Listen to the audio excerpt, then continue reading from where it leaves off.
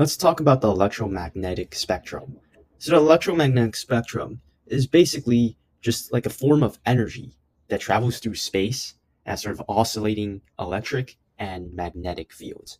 Now, the thing is, right, you've probably seen light before, right? Red, yellow, green, blue, all of that stuff. That's only a small portion of the electromagnetic spectrum. And it turns out that there's different sort of types of light. So a lot of the types of light are invisible to our eyes, for example, like X-rays, for example, right? Radio waves. But the point is that there are many different types of light. Now, light has something known as sort of like a wave-particle duality. It can behave as a sort of wave, like we see here, and it can also behave like a particle. And particles of light are called photons. You can think about photons as sort of pockets of light. Now, let's focus more on the wave portion of light. So, if you view light as a wave, there are two sort of features about this.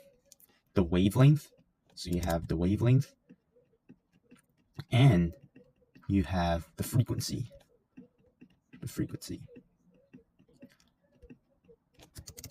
All right, so what is the wavelength? What is the frequency?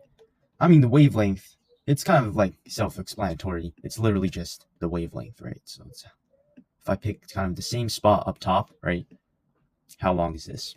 Right, that's the wavelength. Or if I pick two of the same spots at the bottom, right, how long is this? The frequency is basically, in simple terms, how much does light go up and down like this? The higher the frequency, the more the wave does, like up and down, up and down, up and down. Well, if kind of wave has a low frequency, well, then it doesn't go up and down that much. And frequency is measured in 1/2 or hertz. While wavelength, it's measured in either meters or nanometers. All right, so, I mean, frequency, once again, right, you're trying to find out basically how many times does, the wave sort of oscillate back and forth every second. That's kind of a key thing to know.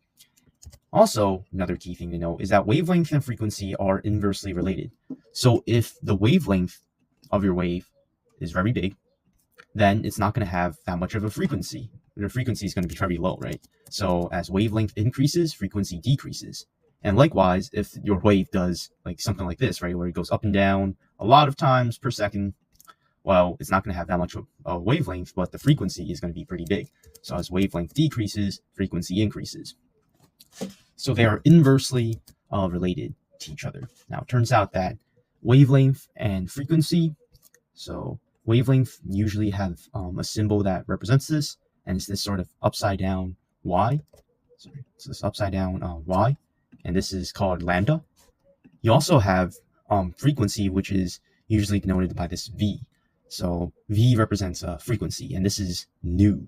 All right, this is a symbol nu, and then this is the symbol lambda, which represents wavelength. Now, it turns out that if you multiply these two values together, so if you multiply, sorry, I keep trying to the opposite way.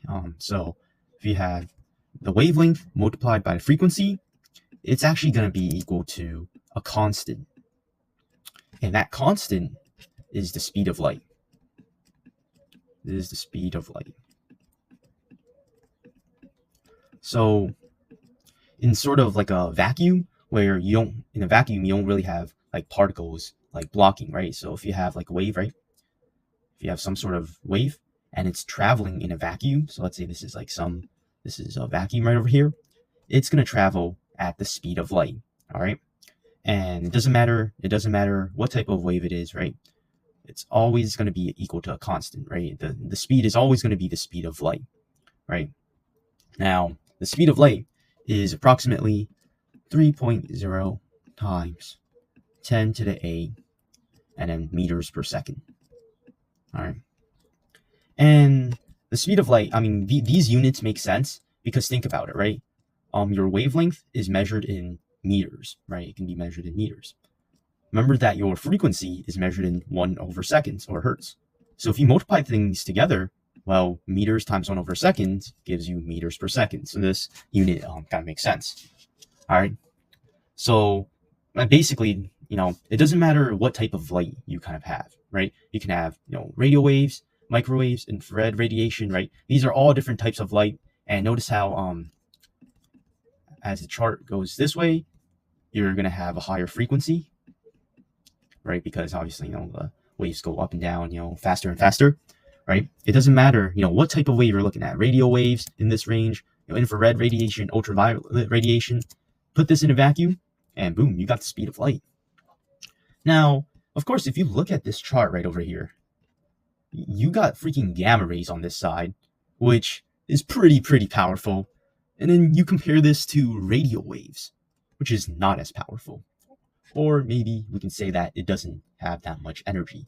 So is there a way to relate frequency with energy? That is the question, right? Is there some way we can relate the frequency of our wave to, the energy, right? The energy of the wave. And in fact, there's a formula where the energy of the wave is equal to, and this is going to be equal to your frequency times the Planck's constant, all right, Planck's constant.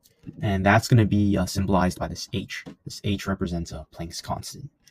Planck's constant is equal to 6.626 times 10 to the negative 34th, and then the units are joules times seconds, and that makes sense because frequency right over here is second, 1 over second, right?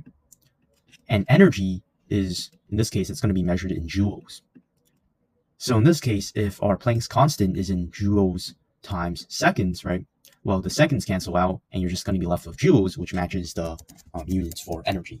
So the Planck's constant is used to relate the frequency of our wave to the energy of the wave.